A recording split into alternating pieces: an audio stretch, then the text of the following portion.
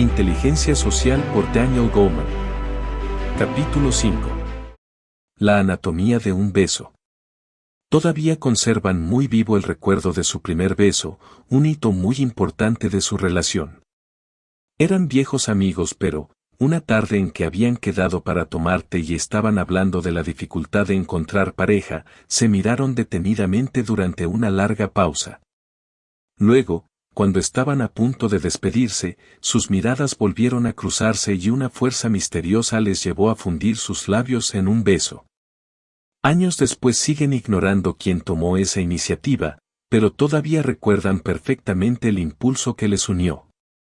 Quizás ese tipo de mirada constituya el necesario preludio neuronal de un beso. Los descubrimientos realizados por la neurociencia actual han puesto de relieve la existencia de una conexión neuronal directa entre los ojos y la corteza orbitofrontal, una estructura cerebral esencial para la empatía y el ajuste emocional, un hallazgo que parece corroborar la poética idea de que los ojos son las ventanas del alma y nos permiten atisbar los sentimientos más recónditos de otra persona. Mirar directamente a los ojos de una persona nos vincula estrechamente con ella, porque, por reducir un momento especialmente romántico a su dimensión estrictamente neurológica, establece un vínculo entre nuestras cortezas orbitofrontales, especialmente sensibles a señales tales como el contacto visual. A fin de cuentas, estos circuitos neuronales sociales desempeñan un papel fundamental en el registro del estado emocional de los demás. Como sucede con la ubicación geográfica de las propiedades inmobiliarias, el lugar que ocupa una determinada estructura cerebral posee una importancia extraordinaria. Es por ello que la corteza orbitofrontal, ubicada inmediatamente detrás y por encima de las órbitas oculares, de ahí el prefijo orbitó, ocupa un lugar estratégico en la encrucijada existente entre la parte superior de los centros emocionales y la parte inferior del cerebro pensante. Si el cerebro fuese un puño, la corteza cerebral se hallaría en el lugar ocupado por los dedos. Los centros subcorticales se hallarían en la palma y la corteza orbitofrontal ocuparía el lugar en el que se encuentran ambas regiones. La corteza orbitofrontal conecta directamente y neurona a neurona tres grandes zonas: la corteza cerebral, o cerebro pensante, la amígdala, el centro desencadenante de muchas reacciones emocionales, y el tronco cerebral, es decir, la región reptiliana, que controla nuestras respuestas automáticas. Esta estrecha conexión sugiere la existencia de un vínculo rápido y poderoso que facilita la coordinación instantánea entre el pensamiento, el sentimiento y la acción. Esta autopista neuronal coordina los inputs procedentes de la vía inferior, originados en los centros emocionales, el cuerpo y los sentidos, con los que vienen de la vía superior, que dan sentido a los datos y determinan las intenciones y planes que guían nuestras acciones. Esta conexión entre la parte superior de la corteza cerebral y las regiones subcorticales inferiores convierte a la corteza orbitofrontal en una auténtica encrucijada entre la vía superior y la vía inferior, un epicentro que se ocupa de dar sentido al mundo social que nos rodea. Para integrar la experiencia externa y la experiencia interna, la corteza orbitofrontal debe llevar a cabo un proceso de cálculo social instantáneo que nos indica cómo nos sentimos con una determinada persona, cómo se siente ella con nosotros y cuál debe ser, en función de todo ello, nuestra respuesta. De estos circuitos neuronales dependen la delicadeza, el rapport y las relaciones sociales amables, porque la corteza orbitofrontal contiene neuronas esenciales para detectar las emociones en las expresiones del rostro de los demás y en los matices de su tono de voz y, al conectar esos mensajes sociales con nuestra experiencia visceral, sentir el modo en que se sienten. Son precisamente estos circuitos los que nos permiten determinar el significado afectivo que algo o alguien tiene para nosotros. No es de extrañar que, en este sentido, la resonancia haya puesto de relieve una activación de la corteza orbitofrontal cuando una madre ve una imagen de su propio hijo, cosa que no sucede cuando contempla imágenes de otros bebés, y que esa activación determine la intensidad de sus sentimientos de amor y cordialidad. Hablando en términos técnicos, los circuitos ligados a la corteza orbitofrontal asignan un valor hedónico a nuestro mundo social y nos permiten cobrar conciencia de lo que nos gusta, de lo que nos desagrada y de lo que adoramos. Y ello también explica, en consecuencia, algunos de los aspectos que configuran el entramado neuronal de un beso. La corteza orbitofrontal también valora algunas cuestiones estético-sociales, como nuestra reacción al olor de una persona, una señal primordial que suele evocar sensaciones muy intensas de gusto o disgusto, de las que depende, por cierto, el éxito de la perfumería. Recuerdo que, en cierta ocasión, un amigo me dijo que únicamente podía amar a una mujer cuyo olor al besarla le gustase. El beso posee una cualidad motora que se pone en funcionamiento antes incluso de que las percepciones alcancen la conciencia y cobremos conciencia de los sentimientos subterráneos que se han activado en nosotros. Pero no son esos, obviamente, los únicos circuitos neuronales implicados porque, aún en el primer beso, los osciladores adaptan y coordinan la tasa de estimulación neuronal y de activación motora encargados de la delicada tarea de guiar a las dos bocas a la velocidad y trayectoria adecuada para que los labios se encuentren, suavemente sin que los dientes entrechoquen. Antes de continuar con el audiolibro nos gustaría saber si este material te es de bendición dándonos un me gusta. Si quieres que subamos el siguiente capítulo debemos llegar a los 50 me gusta. Tu gratitud con un me gusta nos ayuda a seguir produciendo material de alto valor. Valoramos mucho los comentarios y el apoyo. Ahora sigamos con el audiolibro. La velocidad de la vía inferior. Escuchemos el modo en que un profesor que conozco eligió a su secretaria, la persona con la que debía pasar la mayor parte de la jornada laboral. Apenas entré en la sala de espera en que estaba sentada me di inmediatamente cuenta de que su sola presencia me sosegaba. Entonces supe que se trataba de una persona con la que resultaría muy fácil estar. No por ello, obviamente, dejé de echar un vistazo a su currículum pero, desde el mismo comienzo, supe que acabaría contratándola y, desde entonces, no lo he lamentado un solo instante.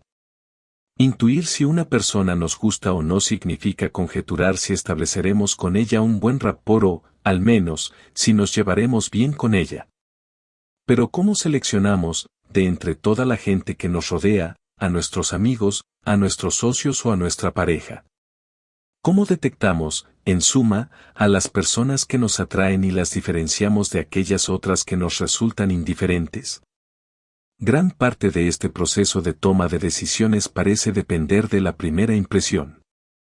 En un estudio muy revelador, un grupo de universitarios pasaron, el primer día de clase, entre 3 y 10 minutos relacionándose con un extraño e, inmediatamente después, estimaron la probabilidad de que acabasen convirtiéndose en buenos amigos o en meros conocidos. La investigación puso de relieve que, 9 semanas más tarde, esa estimación predijo con considerable exactitud el curso real de la relación. Lo que hacemos durante esos juicios tan precisos depende básicamente, según los neurocientíficos, de un conjunto inusual de neuronas, las neuronas fusiformes. Como su nombre indica, esas neuronas tienen forma de huso, con un cuerpo 4 veces más grande que el de cualquier otra neurona del que emergen las dendritas y un axón largo y grueso que establece las conexiones interneuronales. Si tenemos en cuenta que la velocidad de transmisión del impulso nervioso depende del tamaño de los brazos que conectan a las neuronas implicadas, no es de extrañar la extraordinaria velocidad de las células fusiformes. Existe una densa red de células fusiformes que conectan la corteza orbitofrontal con la parte superior del sistema límbico, la llamada corteza cingulada anterior, que orienta nuestra atención y coordina nuestros pensamientos, emociones y respuestas corporales con nuestros sentimientos, estableciendo así una suerte de centro de control neuronal. Desde esta unión crítica, las células fusiformes se extienden a muchas otras regiones cerebrales diferentes. El tipo de sustancias a que responden los axones pone de manifiesto la función que desempeñan en las relaciones sociales. En este sentido, las células fusiformes son ricas en receptores de serotonina, dopamina y vasopresina, cuyo papel resulta esencial en las relaciones interpersonales, en el amor, en nuestros estados de ánimo positivos y negativos y en el placer. Algunos neuroanatomistas afirman que las células fusiformes constituyen un rasgo distintivo del ser humano, porque nosotros poseemos una cantidad de células fusiformes 1000 veces superior a la de los simios, nuestros parientes más cercanos, que solo poseen varios centenares y no parecen hallarse presentes en el cerebro de ningún otro mamífero. También hay quienes sostienen que las células fusiformes explican por qué algunas personas, o especies de primates, son socialmente más conscientes o sensibles que otras, algo que coincide con los resultados de ciertas investigaciones de imagen cerebral que han puesto de relieve una mayor activación de la corteza cingulada anterior en las personas interpersonalmente más conscientes, es decir, en las personas que no solo saben valorar adecuadamente una determinada situación social, sino que también son capaces de sentir el modo en que otros pueden llegar a percibirla. Una de las regiones de mayor concentración de células fusiformes de la corteza orbitofrontal se denomina F1 y se activa durante nuestras reacciones emocionales a los demás, especialmente durante la llamada empatía instantánea. Cuando una madre, por ejemplo, escucha el llanto de su hijo o cuando experimentamos el sufrimiento de un ser querido, el escáner cerebral muestra una especial activación en esa zona, que también tiene lugar en momentos emocionalmente cargados, como cuando contemplamos la imagen de una persona amada, cuando alguien nos parece atractivo o cuando juzgamos si están tratándonos bien o están engañándonos.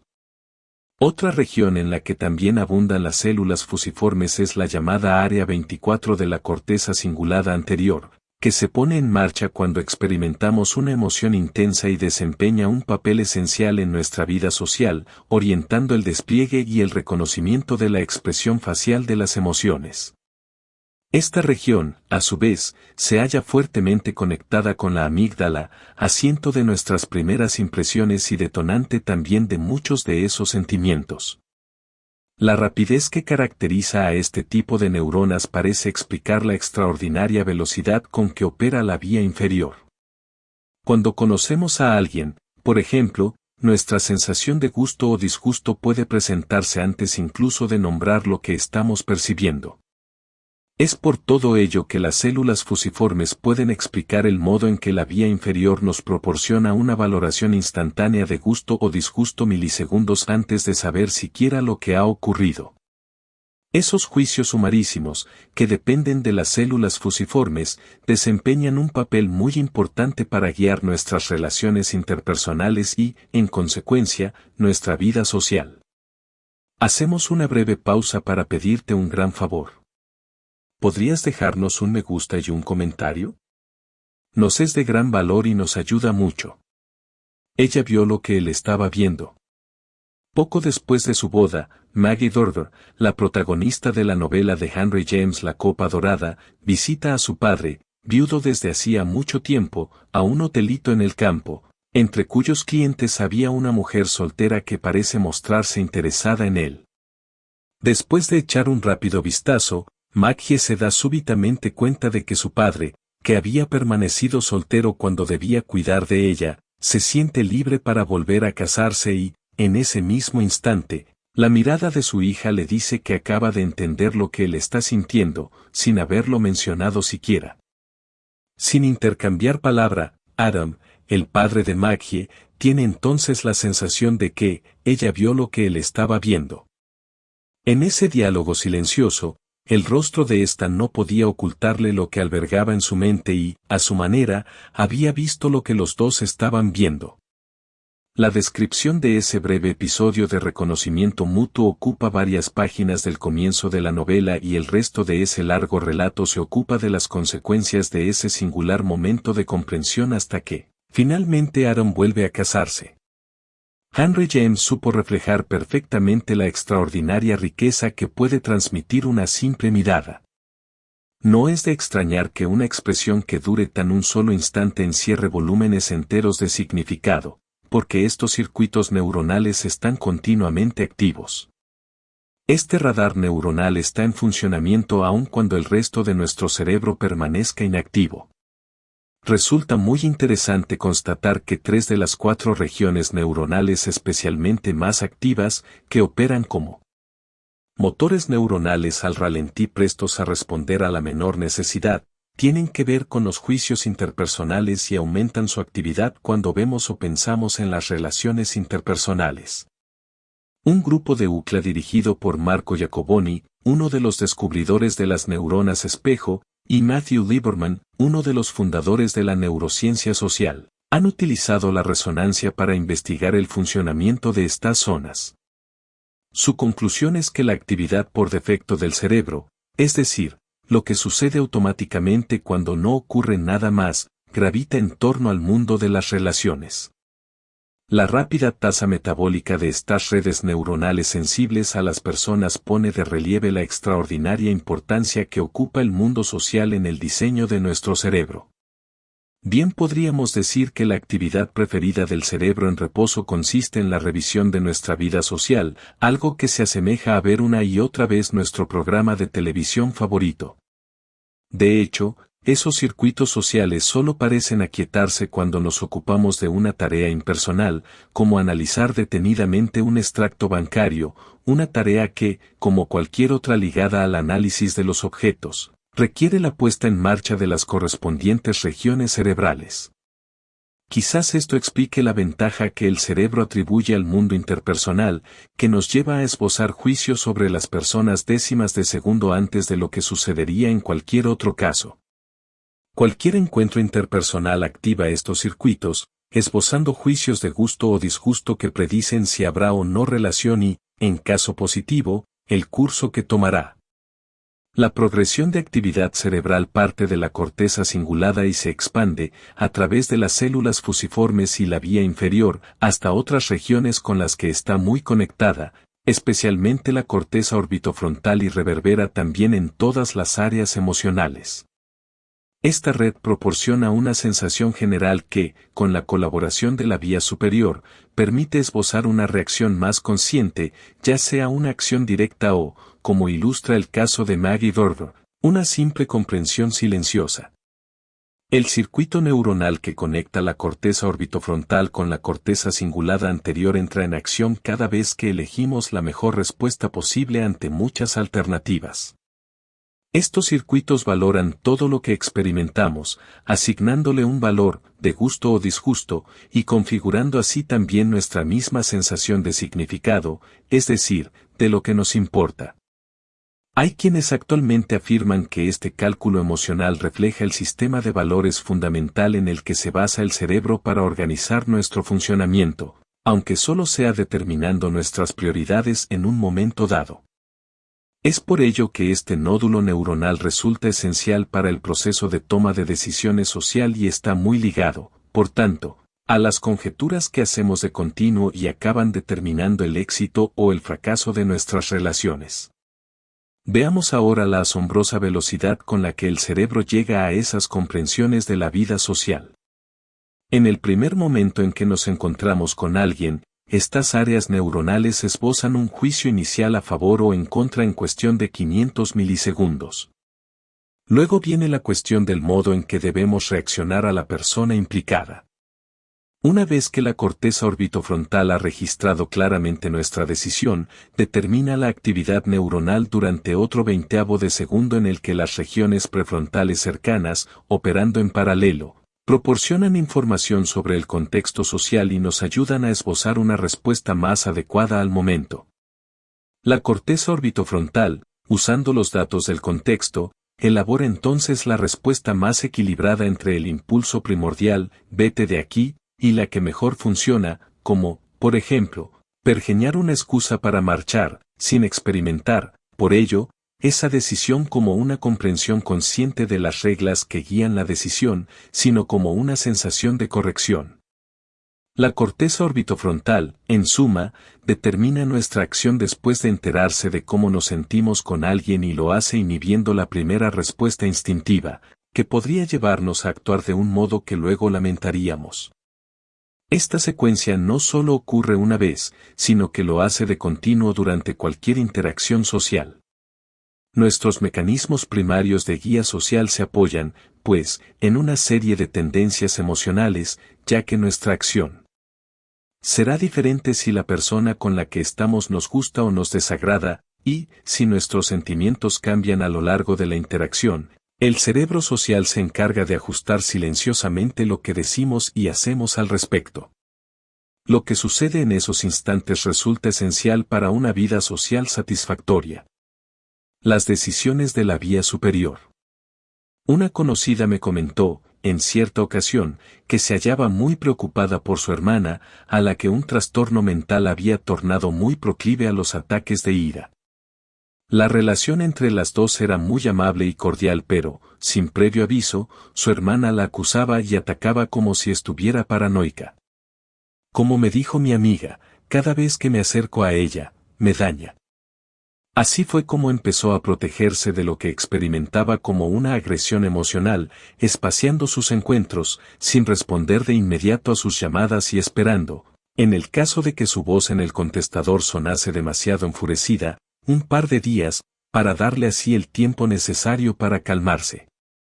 Pero lo cierto es que estaba preocupada por su hermana y no quería alejarse de ella, de modo que, cuando se sentía atacada, recordaba el trastorno mental y no se lo tomaba como algo personal, ejercitando así una suerte de judo mental interior que la protegía del contagio nocivo. La naturaleza automática del contagio emocional nos torna vulnerables a las emociones aflictivas. Pero ese no es más que el comienzo de la historia, porque también podemos, cuando es necesario, apelar a varias estrategias mentales para contrarrestar lo que, cuando una determinada relación se ha tornado destructiva, nos ayudan a establecer una distancia emocional protectora. La vía inferior opera a gran velocidad, pero ello no nos deja a merced de lo que sucede en ese pequeño intervalo, porque, cuando la vía inferior nos causa problemas, la superior puede, no obstante, protegernos. La vía superior nos proporciona alternativas que discurren fundamentalmente a través de circuitos neuronales ligados a la corteza orbitofrontal. Los mensajes viajan de continuo de un lado a otro de los centros de la vía inferior, que disparan nuestra reacción emocional, incluyendo el simple contagio. Pero la corteza orbitofrontal, sin embargo, también envía un flujo paralelo de información para activar los centros superiores y estimular así nuestros pensamientos al respecto, un ramal ascendente, por decirlo así, que nos proporciona una comprensión más exacta de lo que está sucediendo y posibilita una respuesta más matizada. De este modo, la vía superior y la vía inferior participan en todos nuestros encuentros interpersonales, en los que la corteza orbitofrontal desempeña el papel de estación de relevo. La vía inferior, con sus neuronas espejo ultrarrápidas, funciona como una especie de sexto sentido que nos permite sentir, aunque sea de un modo vago y sin ser claramente conscientes de la conexión, lo que sienten los demás. Esta especie de empatía primordial instantánea desencadena en nosotros una respuesta emocional completamente ajena a toda intervención del pensamiento. La vía superior, por el contrario, se activa cuando prestamos una atención deliberada a la persona con la que estamos hablando para comprender mejor lo que está ocurriendo y cambiar, de ese modo, nuestro estado de ánimo, algo que depende fundamentalmente de nuestro cerebro pensante, en particular, de los centros prefrontales. En este sentido, la vía superior amplía y flexibiliza el repertorio establecido y fijo de respuestas de la vía inferior, activando su inmensa variedad de ramificaciones neuronales y aumentando exponencialmente, en consecuencia, nuestras posibilidades de respuesta a medida que transcurren los milisegundos. Así pues, mientras que la vía inferior nos proporciona una afinidad emocional instantánea, la superior genera una sensación social más compleja que, a su vez, posibilita una respuesta más apropiada. Y esta flexibilidad procede de los recursos de la corteza cerebral prefrontal, el centro ejecutivo del cerebro. La lobotomía prefrontal, una moda pasajera de la psiquiatría de los años 40 y 50 del pasado siglo, seccionaba quirúrgicamente la conexión existente entre la corteza orbitofrontal y otras regiones cerebrales, en una forma de cirugía primitiva que no era muy distinta a insertar un destornillador a través de la cuenca ocular y rebanar con él una parte del cerebro. Los neurólogos de la época tenían una idea muy difusa de las funciones concretas que desempeñan las distintas regiones cerebrales y más vaga todavía de la corteza orbitofrontal, pero descubrieron que, tras ella, los enfermos mentales anteriormente agitados se tornaban mucho más tranquilos, lo que suponía, dicho sea de paso, una gran ventaja para quienes se veían obligados a trabajar en medio del caos reinante en los manicomios en donde, por aquel entonces, se amontonaban los pacientes psiquiátricos. Aunque las capacidades cognitivas de los pacientes lobotomizados permanecían intactas, se observó en ellos un par de misteriosos efectos colaterales: el achatamiento o desaparición completa de las emociones y el aumento de la desorientación en situaciones sociales nuevas. Hoy en día, la neurociencia sabe que esos efectos se debían al hecho de que la corteza orbitofrontal coordina la interacción entre el mundo social y el modo en que nos sentimos, determinando así nuestra respuesta. Es también por ello que, en ausencia de estas matemáticas interpersonales, los pacientes lobotomizados se hallaban completamente confundidos ante situaciones socialmente novedosas. Violencia económica. Supongamos que usted y un extraño reciben $10 que deben repartirse como mejor quieran. Sigamos suponiendo que ese desconocido le ofrece $2 y se queda con los 8 restantes, una propuesta que cualquier economista consideraría muy razonable porque, a fin de cuentas, $2 siempre es mejor que nada. Pero, por más razonable que pueda parecer, la gente suele enfadarse ante tal propuesta y, si lo que se le ofrece no es más que $1, llega incluso a indignarse. Esto es lo que suele ocurrir cuando las personas juegan a lo que los economistas conductistas han denominado ultimatum game, un juego en el que uno de los participantes debe formular propuestas que el otro solo puede aceptar o rechazar y, cuando todas son rechazadas, les deja a ambos sin nada. No es de extrañar que las propuestas económicamente abusivas desencadenen una especie de violencia económica. Muy usado en simulaciones de toma de decisiones económicas, el ultimatum game se ha visto recientemente asociado a la neurociencia social gracias a la obra de Jonathan Cohen, director del Center for the Study of Brain, Mind and Behavior de la Princeton University, que se ha dedicado a investigar lo que sucede en el cerebro de los participantes durante el desarrollo del juego. Cohen es un pionero en el nuevo campo de la neuroeconomía, que se dedica a analizar las fuerzas neuronales que intervienen en los procesos racionales e irracionales de toma de decisiones económicas, un ámbito en el que las vías superior e inferior desempeñan un papel muy importante. Gran parte de la investigación realizada en este campo gira en torno a las áreas cerebrales que se activan en aquellas situaciones interpersonales que nos permiten comprender las fuerzas irracionales que mueven el mercado. No es infrecuente, dice Cohen, que, si alguien ofrece un simple $1, la respuesta del otro sea «vete al infierno». Pero ello, según la teoría económica, resulta irracional, porque $1 es mejor que nada. Esto es algo que resulta desconcertante para los economistas porque, según sus teorías, la gente siempre quiere aumentar sus beneficios y no acaba de entender que haya quienes, para castigar una propuesta que les parece injusta, estén dispuestos a sacrificar el sueldo de un mes.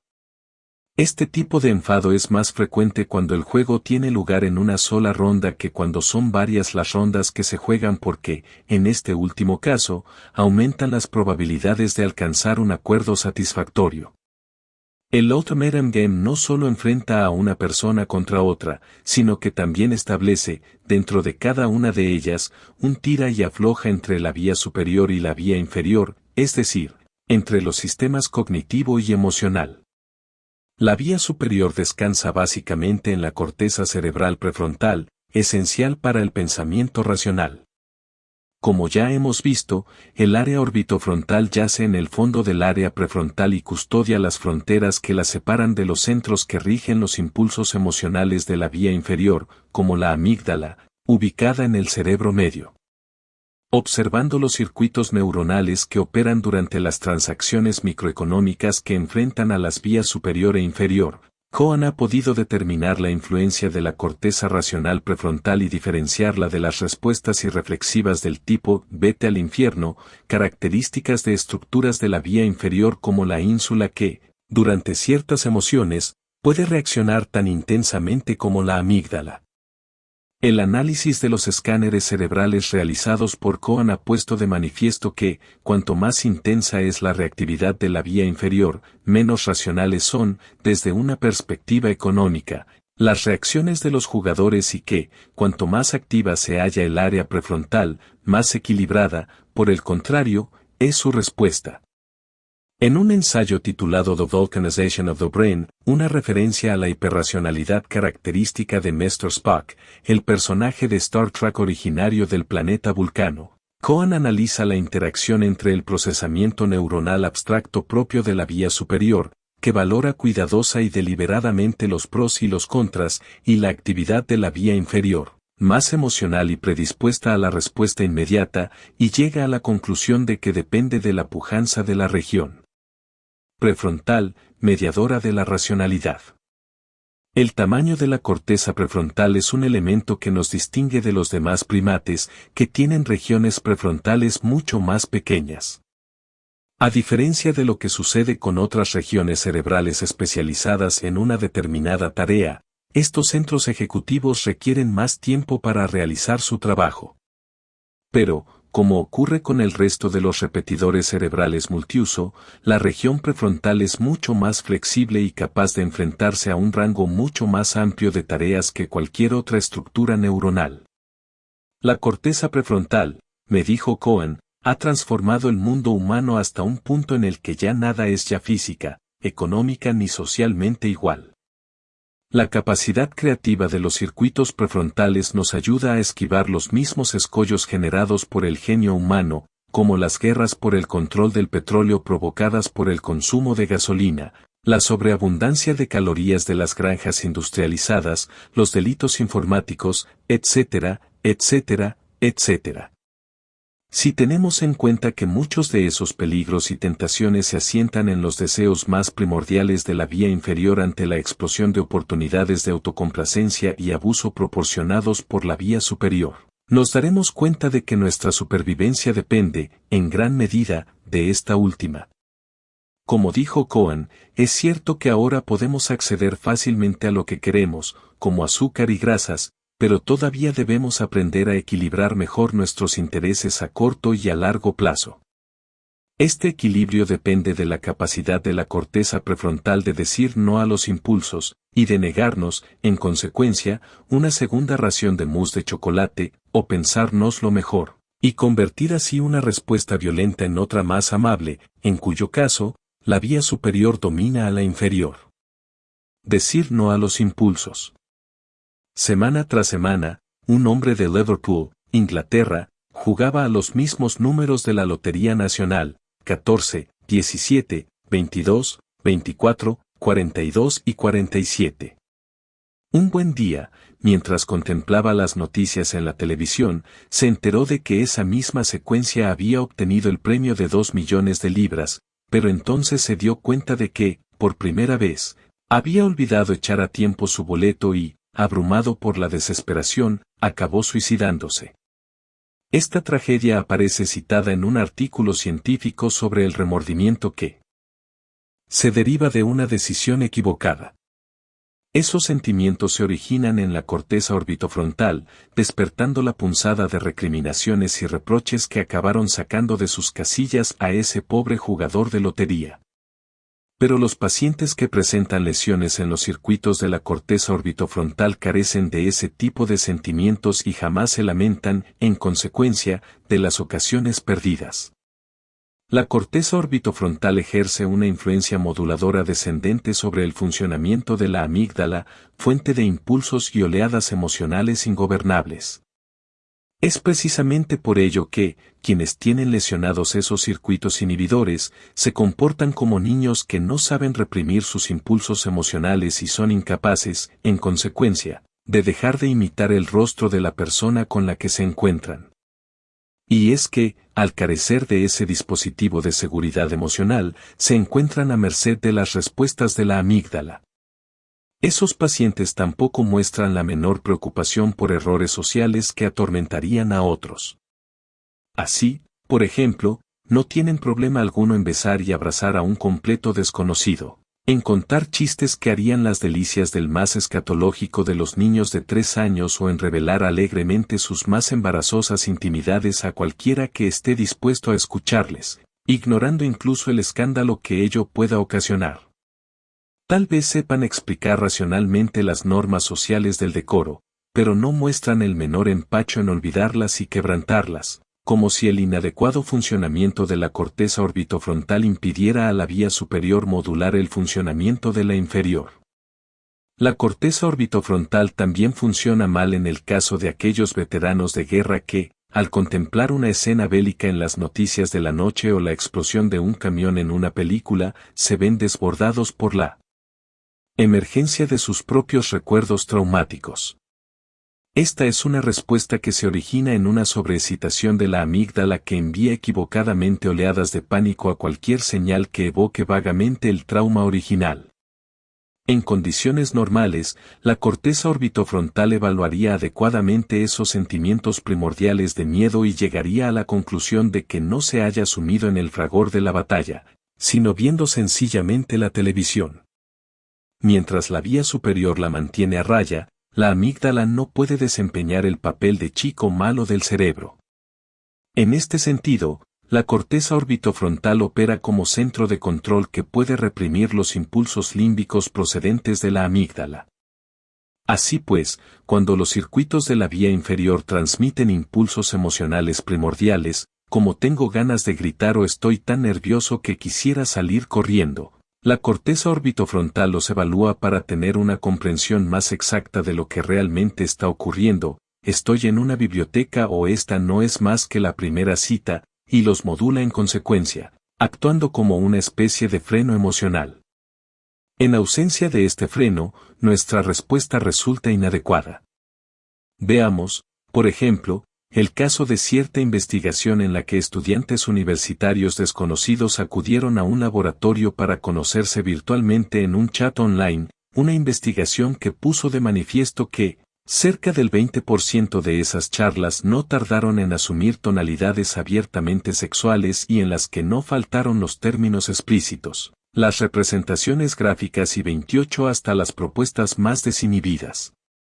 Cuando el experimentador que dirigió esa investigación leyó las transcripciones de las charlas se quedó atónito porque, cuando acompañó a los diferentes participantes a sus cubículos, todos ellos se habían mostrado muy respetuosos, comedidos y educados, algo que contrastaba profundamente con la desinhibición verbal mostrada en su conducta online.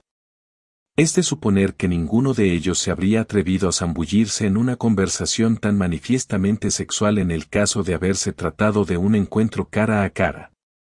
La relación interpersonal directa nos permite establecer lazos y mantener un feedback continuo basado en las expresiones faciales y el tono de voz de los demás que nos dicen de inmediato si estamos bien o mal encaminados. Desde hace mucho tiempo, casi desde los mismos orígenes de Internet, se sabe que la conducta de los adultos que están conectados online es muy desinhibida. La vía superior nos ayuda a no transgredir ciertos límites, pero Internet carece del tipo de feedback que necesita la corteza orbitofrontal para mantenernos socialmente a raya. Pensándolo bien, ¿qué hace esa mujer llorando a solas frente a una iglesia? Parece que se trata de un funeral y está lamentando la pérdida de un ser querido, pero, pensándolo bien, esto no tiene pinta de ser un funeral. ¿Qué estaría haciendo, en tal caso, esa limusina blanca engalanada de flores aparcada frente a la iglesia? Es una boda. ¡Qué bonito! Eso fue, aproximadamente, lo primero que pensó al contemplar la fotografía en la que una mujer estaba llorando delante de una iglesia y se sintió tan afligida que estuvo a punto de llorar. Después de echarle una segunda ojeada más detenida y pensárselo mejor, sin embargo, esa primera impresión cambió por completo y, cuando se dio cuenta de que era una mujer dispuesta a acudir a una boda, su tristeza se trocó en gozo. Y es que, cuando nuestra percepción cambia, también lo hacen nuestras emociones.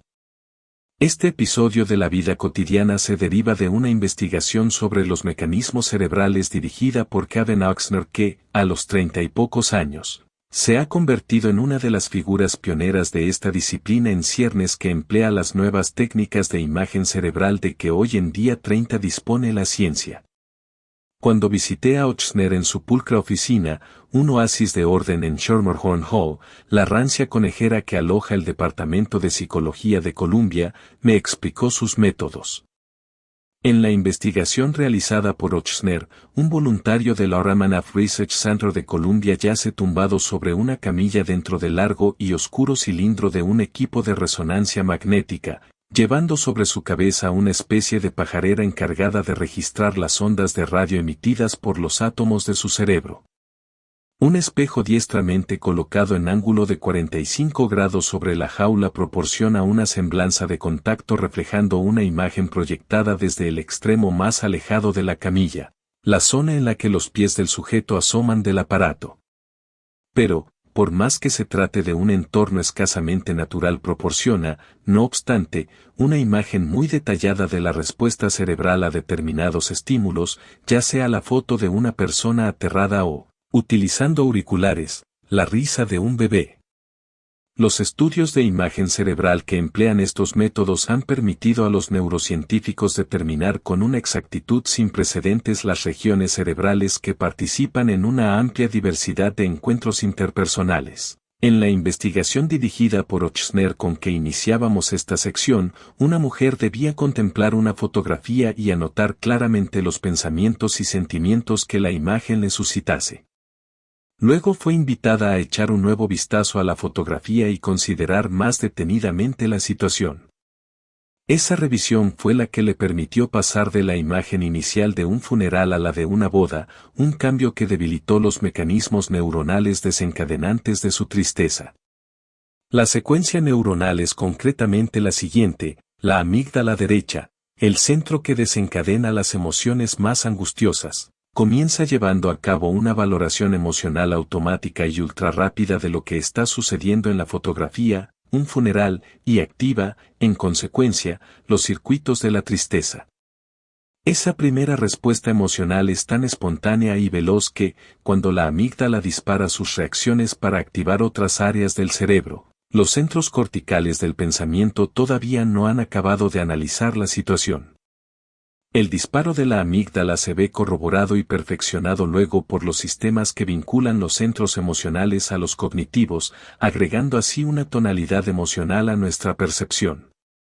Así es como se articulan nuestras primeras impresiones: qué triste. Está llorando en un entierro. La reconsideración deliberada de la fotografía, no es un entierro, sino una boda, acaba reemplazando la impresión inicial por otra nueva, momento en el cual el primer aluvión de sentimientos negativos se ve reemplazado por otro más positivo e inicia una cascada de mecanismos que acaban silenciando a la amígdala y otros circuitos relacionados con ella. Los resultados de la investigación dirigida por Ochsner sugieren que, cuanta mayor es la implicación de la corteza cingulada anterior, más probable es que la reconsideración racional posterior acabe transformando positivamente nuestro estado de ánimo. Cuanto mayor es, además, la activación de ciertas áreas prefrontales durante la reevaluación, más silenciosa se torna la amígdala. Es como si, cuanto más intensa fuera la voz de la vía superior, más silenciosa se mantuviera la vía inferior. Parece, pues, que la reconsideración consciente de una situación perturbadora lleva a la vía superior a controlar la amígdala mediante la activación de una serie de circuitos prefrontales alternativos. Por su parte, la estrategia mental concreta a la que apelamos durante la reevaluación parece determinar cuál de los circuitos que silencian la amígdala se activará. Hay un circuito prefrontal que se activa cuando contemplamos de manera objetiva y desapegada, como si no tuviéramos la menor implicación personal con ella, la estrategia típicamente usada, dicho sea de paso, por los profesionales de la salud. El malestar de otra persona, como el sufrimiento de un paciente gravemente enfermo, pongamos por caso. Otra vía superior diferente y menos directa se activa cuando consideramos la situación del paciente desde una perspectiva más positiva diciéndonos, por ejemplo, que no está tan enfermo, que posee una constitución fuerte y que lo más probable es que se recupere. Al cambiar de este modo el significado de lo que percibimos, se modifica también su impacto emocional, ya que, como dijo Marco Aurelio hace ya unos milenios, el sufrimiento no se debe a la cosa misma sino al modo en que la estimamos, algo que podemos revocar en cualquier momento. Los datos proporcionados por esta reevaluación nos permiten corregir la idea tan difundida como equivocada de que nos hallamos a merced de nuestra vida mental, porque lo que pensamos, sentimos y hacemos discurre automáticamente en el tiempo que dura un parpadeo. Como dice Ochsner, la idea de que todo sucede automáticamente resulta muy deprimente. A fin de cuentas, la reevaluación modifica nuestra respuesta emocional y, cuando la realizamos deliberadamente, logramos un mayor control consciente de nuestras emociones. El simple hecho de nombrar mentalmente las emociones que experimentamos puede refrenar también el funcionamiento de la amígdala, una forma de reevaluación que tiene grandes implicaciones en nuestra vida social. Por un lado, afirma la posibilidad de modificar nuestras reacciones reflejas negativas hacia alguien, reconsiderando más detenidamente la situación y reemplazando una actitud irreflexiva por otra más útil tanto para los demás como para nosotros mismos. La vía superior también nos proporciona la posibilidad de responder del modo en que más nos guste, aun frente a un contagio indeseado. En tal caso, en lugar de vernos desbordados por el miedo histérico de alguien, podemos mantener la calma y proporcionar una ayuda más eficaz y, si alguien se halla demasiado agitado y no queremos compartir su estado, podemos protegernos del contagio y permanecer resueltamente en nuestro estado de ánimo preferido.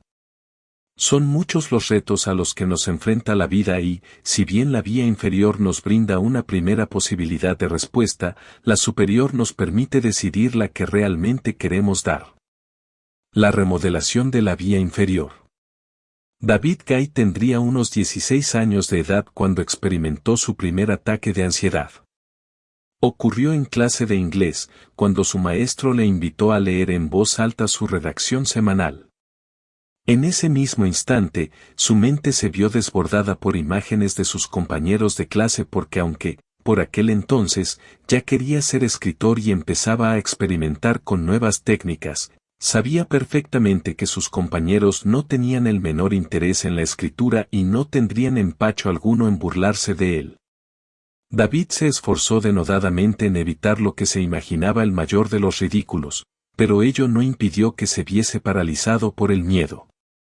Su rostro enrojeció, sus manos empezaron a sudar y el corazón le latía tan deprisa que casi se le cortó la respiración y fue incapaz de articular una sola palabra.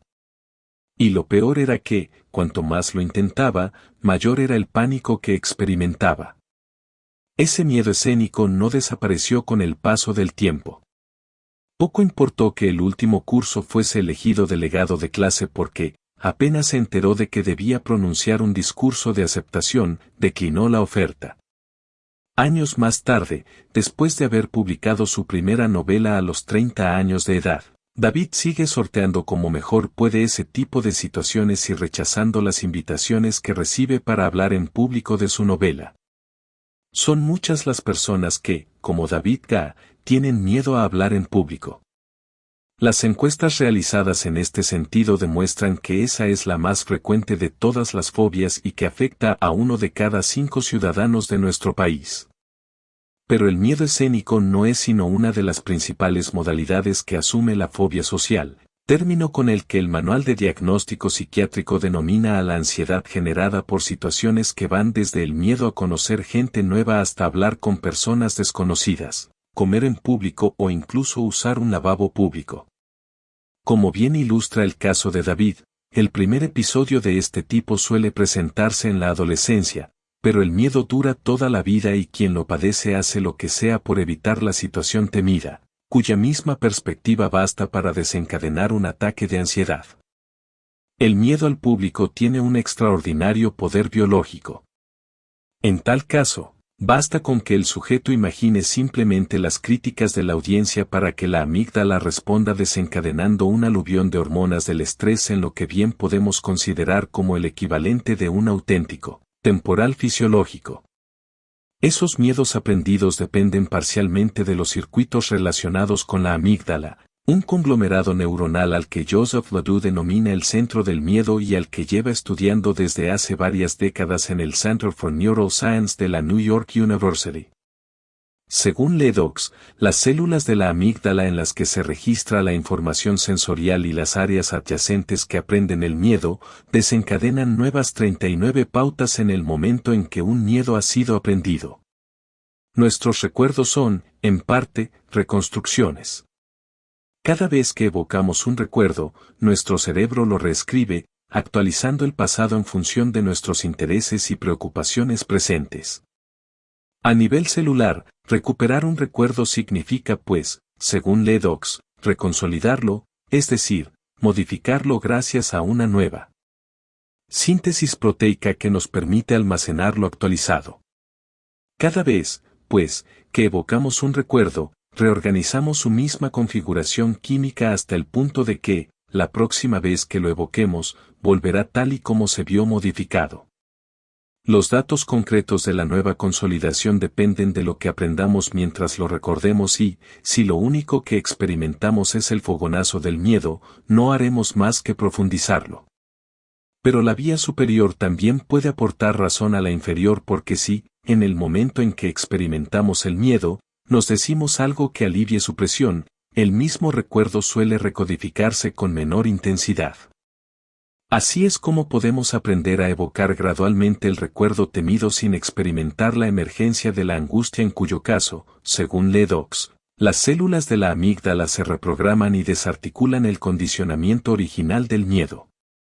Es por ello que el objetivo de este tipo de terapia puede ser considerado como una reconfiguración gradual de las neuronas ligadas al miedo aprendido. Hay veces en que el tratamiento recurre a la exposición real a las situaciones ansiógenas, lo que permite a la persona experimentar la fobia y, simultáneamente, ejercitar el modo de dominarla. Las sesiones de exposición empiezan con una relajación que, muy a menudo, consiste en unos pocos minutos de lenta respiración abdominal, seguida de un enfrentamiento a la situación amenazante en una cuidadosa gradación que culmina en la peor de sus versiones. Consideremos, por ejemplo, la terapia de exposición para el control de la angustia, que opera del mismo modo que la reducción del miedo. Durante las sesiones que se llevaron a cabo al respecto con policías de tráfico de Nueva York, una policía afirmó haberse dirigido hecha una furia a un motorista que la había insultado llamándola sucia puta. Esa fue, durante la terapia de exposición, la misma frase que se le repitió, primero en un tono lacónico y luego con una intensidad emocional cada vez mayor que incluso acabó apelando al empleo de gestos obscenos. La tarea de la policía consistía, entre tanto, en permanecer sentada lo más tranquila posible. La exposición concluyó con éxito cuando, independientemente de lo aborrecible de la situación, aprendió a mantenerse relajada y pudo volver de nuevo a la calle y rellenar tranquilamente una multa de tráfico en medio de un aluvión de 43 improperios. Hay veces en que los terapeutas hacen todo lo posible por recrear, en el entorno seguro proporcionado por la terapia, la escena desencadenante de un determinado miedo social. Cierto terapeuta cognitivo muy conocido por su experiencia en el tratamiento de la ansiedad recurre a la terapia grupal con una audiencia que ayuda al paciente a superar el miedo a hablar en público. En tal caso, el paciente debe adiestrarse en los métodos de relajación y apelar a pensamientos que puedan contrarrestar los que habitualmente generan su ansiedad, mientras el grupo asume actitudes cada vez más ansiógenas, desde el aburrimiento hasta los comentarios irónicos y la franca desaprobación. A decir verdad, la intensidad de la exposición debe mantenerse siempre dentro de los límites de lo manejable. Una mujer que tenía que enfrentarse a una audiencia manifiestamente hostil se excusó para ir al cuarto de baño y, una vez ahí, cerró la puerta y se negó a salir, hasta que finalmente pudieron persuadirla para que continuase el tratamiento. El simple hecho de revisar, con alguien que nos ayude a contemplarlo desde una perspectiva levemente diferente, un recuerdo doloroso puede, según Ledoux, aliviar gradualmente parte de la ansiedad provocada por el recuerdo perturbador. Esta puede ser una de las razones que explican la liberación que tiene lugar cuando cliente y terapeuta reprocesan lo sucedido, Porque la misma conversación puede modificar el modo en que el cerebro registra lo que está equivocado. Esto es algo, según Ledoux, que sucede de manera natural cuando la revisión mental de una determinada preocupación nos permite asumir una nueva perspectiva, empleando así la vía superior para remodelar la inferior. El cerebro social. Como le dirá cualquier neurocientífico, la expresión cerebro social no se refiere tanto, como hacía la frenología, a un lóbulo o un nódulo neuronal concreto, como al conjunto de circuitos que orquestan nuestras relaciones interpersonales. Y es que, si bien algunas estructuras cerebrales desempeñan un papel muy importante en el modo en que gestionamos nuestras relaciones, 47 no hay ninguna de ellas que se ocupe exclusivamente de nuestra vida social. Hay quienes opinan que esta amplia diversificación de la responsabilidad neuronal de nuestra vida social quizás se deba al hecho de que, al finalizar el proceso biológico que llevó, en la antigua prehistoria, a la naturaleza a esculpir el cerebro de los primates, el grupo acabó asumiendo un papel fundamental en nuestro repertorio de supervivencia. Y, para la creación del sistema de gestión de esta nueva posibilidad, la naturaleza parece haber contado con las estructuras cerebrales disponibles en esa época, combinando diferentes regiones ya existentes en un conjunto coherente de vías que nos sirvieran para afrontar los retos derivados de esas complejas relaciones. Aunque el cerebro recurra a cualquier parte de la anatomía para tareas muy diversas, pensar en la actividad cerebral en términos de una determinada función, como la interacción social, por ejemplo, proporciona a los neurocientíficos un modo muy sencillo, aunque ciertamente también muy vago, de organizarla de otro modo desalentadora complejidad de los aproximadamente 100.000 millones de neuronas y sus cerca de 100 billones de conexiones neuronales, la mayor densidad de conexiones conocida por la ciencia. También hay que recordar que esas neuronas se organizan en módulos cuya conducta se asemeja a la de un complejo móvil de Calder en el que el movimiento de un determinado elemento reverbera en todos los demás. Tampoco debemos olvidar una última complicación y es que la naturaleza economiza sus recursos. La serotonina, pongamos por caso, es un neurotransmisor que genera sentimientos de bienestar en el cerebro. En este sentido, por ejemplo, los antidepresivos ISRS, inhibidores selectivos de la recaptación de serotonina, incrementan la tasa de serotonina y elevan así el estado de ánimo. Pero hay que señalar que la serotonina también regula el funcionamiento del intestino y que cerca del 95% de la serotonina corporal se halla en el tracto digestivo, donde 7 tipos diferentes de receptores gestionan actividades que van desde la liberación del flujo de enzimas digestivas hasta el movimiento intestinal. Del mismo modo que una determinada molécula puede regular la digestión y la felicidad, casi todos los sistemas neuronales que componen el cerebro social parecen controlar un determinado rango de actividad, pero, cuando operan en conjunto para hacer frente a una determinada interacción personal, por ejemplo, redes muy remotas acaban coordinándose y estableciendo un conducto neuronal común. Los métodos de imagen cerebral han posibilitado la mayor parte de la cartografía del cerebro social. Pero, al igual que sucede con un turista que se encuentra de paso por París durante solo unos días, la imagen cerebral no aspira a visitar todos los lugares interesantes, sino a centrarse exclusivamente en los aspectos más significativos, lo que necesariamente implica sacrificar los detalles. Es precisamente por ello que, si bien las imágenes de la RMNF resaltan la superautopista social que conecta la corteza orbitofrontal con la amígdala, pierden de vista los detalles concretos de los 14 núcleos diferentes aproximados que componen la amígdala, cada uno de los cuales desempeña funciones muy diferentes. Son muchas, pues, las cosas que todavía puede enseñarnos esta nueva rama de la ciencia.